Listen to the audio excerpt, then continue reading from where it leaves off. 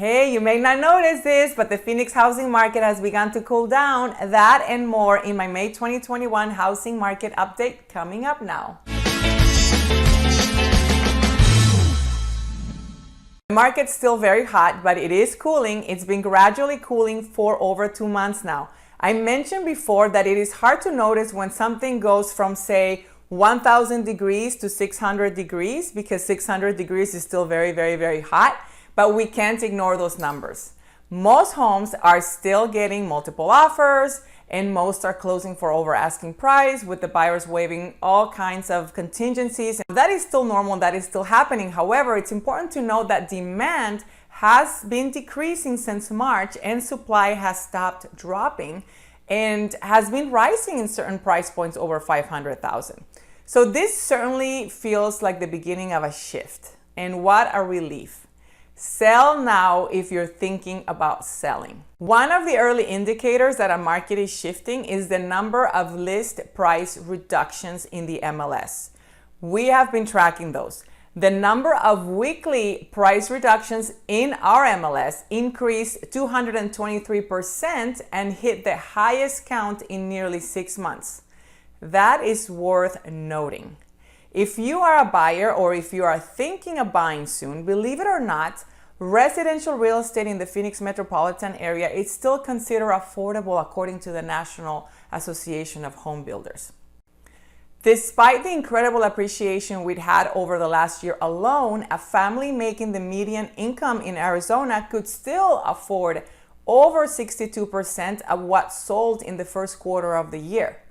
And while these figures are reassuring, it doesn't remove the fact that we are playing in a marketplace of very little inventory, and it doesn't remove the frustrations that buyers have, especially first-time home buyers, that they have a cap on how much they can afford and not a lot of funds to play with, that have to compete to get a home for weeks and sometimes even months, and the frustrations of the real estate agents representing them, of course.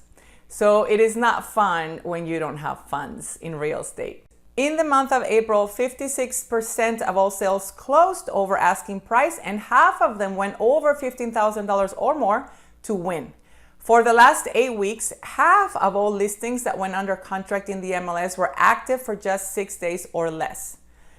I personally think that the Phoenix real estate market is quickly becoming unaffordable, despite what any of those numbers say. And that is the reason why we lost so much demand in the last few months, because prices were just rising so fast. I also think that those numbers, while they're true, they're making too many assumptions and are based on buyers making a median income of $79,000 and then putting big down payments like 10 or 20% down. And people that usually make that kind of income don't have savings like that. And it's also based on people spending 28% of their gross income in housing, which is in real life, that really doesn't happen. When all housing expenses are combined, including the maintenance, don't forget about the maintenance and the upkeep, I think people end up spending much more than 28% of their income in housing. And that's why it is not feasible for most families making the median income to enter today's market. I see this with my own eyes because I'm in the field every day. The median price in the Phoenix Metro right now is $375,000. So if you are buying in your price point where you're under that threshold, you're going to struggle to find a home right now. The advantage of any market, not just housing, is being one of the first to know when things are shifting. And I love looking at this number. So hit me up if you have any questions or concerns so you can make an informed decision regarding the sale or purchase of your home. There you have it. I hope this was helpful. Comments below if you have any questions, and see you next time.